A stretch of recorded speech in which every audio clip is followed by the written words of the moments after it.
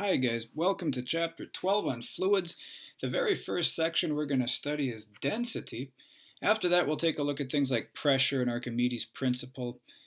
And after that we're going to take a look at fluids that are moving, and we'll learn about Bernoulli's law and something called the continuity equation. But we're going to start in the first few sections with fluids that are at rest.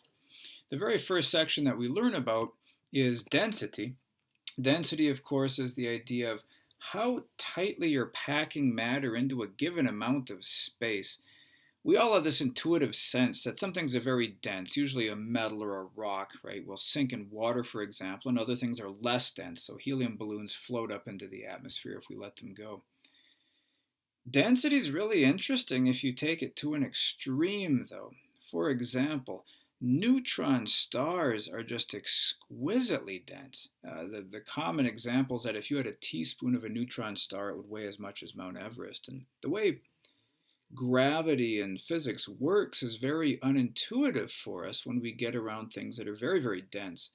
And I'll see if I can share an article with you about what would happen as you approached a bullet that had the density of a neutron star, and its effects are pretty unintuitive.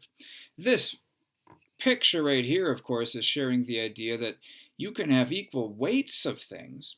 You can have equal weights of things, but their density matters. If you have something that's not dense, of course, you'll need a lot of it. If you have something that's denser, you'll need much more of it.